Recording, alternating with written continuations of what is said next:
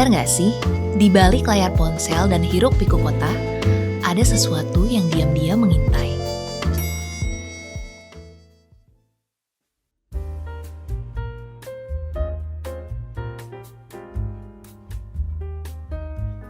Pagi. Pagi, Vel.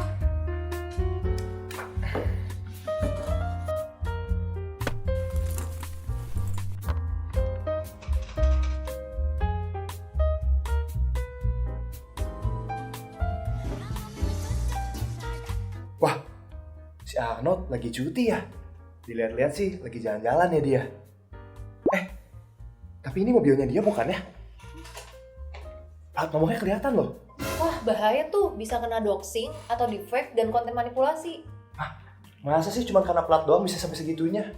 Overthinking ya lu. Bukan overthinking, tapi kalau dari post story-nya Arnold yang kelihatan plat nomornya itu, kalau ada orang iseng yang cloning plat nomornya dia terus dijadiin mobil curian gimana?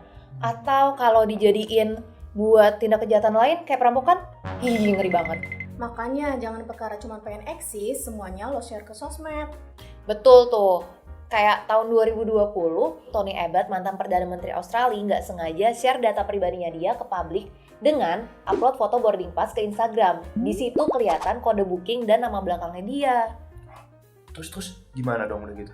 Terus ada developer keamanan namanya Alex Hope. Dia ini melakukan penyelidikan berbasis OSINT atau Open Source Intelligence. Ya kayak ngumpulin data dari sumber terbuka kayak sosial media atau website publik. Tapi untungnya si developer ini langsung laporin ke pihak Kantas.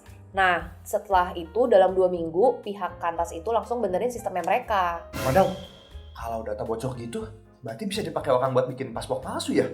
Bisa dipakai ke luar negeri lah, nipu orang lah, bahkan bisa jadi mafia juga. Ih, serem banget ya. Jadi menjaga data itu harus dari dua sisi. Nggak cuma kita secara personal yang punya data, tapi juga lembaga atau pihak yang udah kita percayakan sama data-data kita. Kumaha ya teh? Bukannya kalau dari lembaga mah udah pasti aman ya? Ya nggak juga. Pernah dengar nggak ada satu biro kredit terbesar di Amerika, Equifax, ngalamin kebocoran data gede banget. Sekitar 147 juta orang terdampak, data seperti nama sampai nomor SIM bocor. 147 juta orang? Itu mah udah bukan kebocoran lagi dong namanya. Banjir data itu. Gokil gak tuh? Mereka sampai dituntut harus bayar settlement sekitar 575 sampai 700 juta dolar buat kompensasi ke korban. Belum lagi reputasi dan kepercayaan publik hancur lebur. Otomatis nilai saham langsung anjlok dong. Wah, terus gimana dong nasib user yang datanya bocor? Ambiar udah data mereka dipakai buat transaksi ilegal yang pelakunya diantah-berantah. Belum lagi para korban harus ngurusin blokir kartu kredit. Ribet deh pokoknya. Dan buat recovery datanya, makan waktu bertahun-tahun loh. Harus rutin laporan kredit in case ada transaksi yang mencurigakan. Wah, so that's why data is like the new oil ya. Kalau kita lalai dikit terus kena api, bisa kebakaran deh. Nah, makanya Vel, sepenting itu data sampai pemerintah buat undang-undang PDP yang ngatur bagaimana data harus dikumpulkan, dipakai, dan dijaga. Nah, eta, pernah baca tuh gua. Perusahaan itu kudu transparan dan minta izin dulu kalau mau pakai data customernya. Pinter anak Asep. Tapi balik lagi ya, walaupun ada undang-undang PDP ini, kita sebagai yang punya data juga harus aware. Dimulai dari hal yang paling deket aja dulu. WA lo udah pakai 2FA belum? Udah dong, aman. Gua udah tambahin kode verifikasi WA gua biar aman dan jauh dari mamang-mamang hacker itu. 2FA doang mah gak cukup atuh Vel. Sekarang tuh ancamannya makin canggih. Gak bisa cuma ngandelin satu lapis keamanan aja. Bener. Coba deh pakai password manager juga, biar nggak terus-terusan pakai password gampang kayak Marvel 123 di semua account. Jadi lo cuma perlu ingat satu master password aja. Terus nih ya, jangan lupa juga rutin cek izin aplikasi. Kadang kita asal kasih akses ke kamera, mikrofon, lokasi, atau galeri, padahal belum tentu aplikasinya butuh itu semua. Iya, pernah gue juga kayak gitu.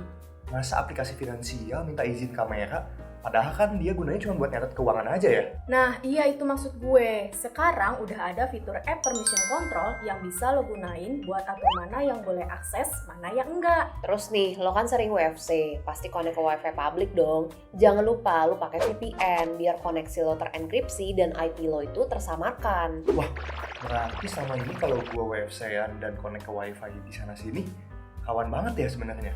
Iya, terus juga lu jangan berhenti di situ aja. Butuh juga yang namanya antivirus buat jadi bodyguard digital lo. Soalnya tanpa lo sadar, lo kadang suka klik atau download link berbahaya yang bisa masukin malware ke device lo. Oke, muhun. Raktos. Berarti VPN, antivirus, terus apa lagi? Kalau lo bener-bener concern soal jejak digital, bisa juga pakai private browser. Jadi historis, cookies, atau data searching lo nggak kesimpan dan nggak gampang dilacak. Oke, noted banget. Hanupis ya tete-tete gelis atas pencerahannya.